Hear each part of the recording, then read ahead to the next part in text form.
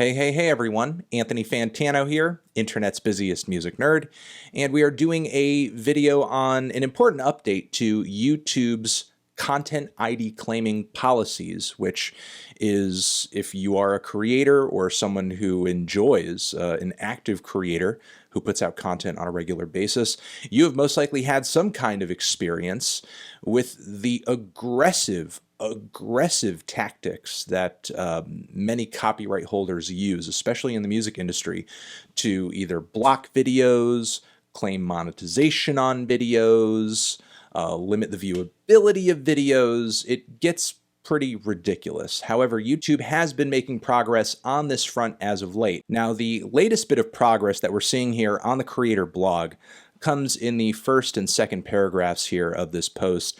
One concerning trend we've seen is aggressive manual claiming of very short music clips used in monetized videos. These claims can feel particularly unfair as they transfer all revenue from the creator to the claimant, regardless of the amount of music claimed. We first took steps in addressing this, so on and so forth. So yes, this has been an issue on YouTube. Having a bit of music turn up in your video, especially accidentally if you're at the mall or the store, it's playing in the background, something like that, it can be kind of ridiculous that a copyright holder would fly in because a mere smidge of music that just happened to be playing in the area in the background has now required all the revenue from your video to go to that copyright holder, that corporation, that record label. So that's essentially the concern here that YouTube is trying to address with this new change. And here's where they sort of go into detail with some of the specifics of that change. Including someone else's content without permission, regardless of how short the clip is, means your video can still be claimed and copyright owners will still be able to prevent monetization or block the video from being viewed. However, going forward, our policies will forbid copyright owners from using our manual claiming tool to monetize creator videos with very short or unintentional uses of music. This change only impacts claims made with the manual claiming tool where the rights holder is actively reviewing the video. So here are my interests, my questions, and concerns in regards to this change and what YouTube has illustrated here in terms of this shift in their policy. One, we're not really told specifically how short a short clip of music or whatever kind of media in your video. We're not told what the length needs to be. I mean, a short clip of a 20-minute song could be 1 minute, you know? To me, it doesn't necessarily make sense. And I mean, would 1 minute qualify as a long clip? In all instances, is 30 seconds a short clip? Is 2 seconds a short clip? Is 10 seconds considered a long clip? I don't really truly know. And it says here that you might not necessarily get claimed for short clips and unintentional uses of music. So you could intentionally use a short clip. You know, so I guess there is that. They are allowing for intentional uses as long as it's short. So my other concern is that, sure, now copyright holders can't just merely claim the money that you're making off your video, but they can block your video. They can essentially make it the situation just as bad as if they had claimed the money off of your video.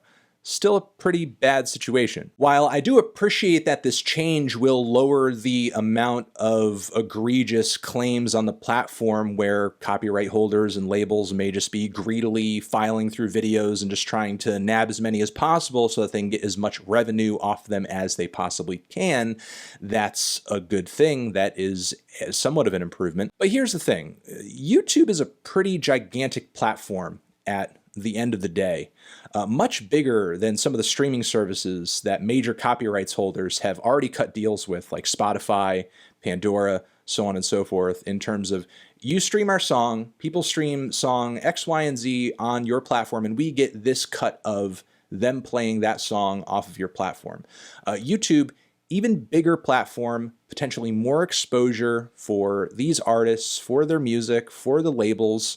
Why can YouTube not effectively cut a deal where, yes, copyright holders can, if they want, opt into, we are going to have this video taken down because we don't feel like it reflects that positively on our copyrighted material, granted that the video in question does not fall under fair use. We don't like the use of our content in this context, in this instance, so we are going to move to have the video or the clip in the video removed. That's it. That's final. Whatever. But why can't we not also have an option where everyone is still making money? Everyone is still getting a cut. Labels or copyright holders can opt into a decision that allows the video creator to still make money off of the video. They get a share of the monetization, they get a share of the money, they get a share of the funding, and then the copyright holder gets a cut too. YouTube can work with copyright holders for a one-size-fits-all decision, or even create an interface where users and copyright holders can essentially come up with a split that they pitch for or negotiate.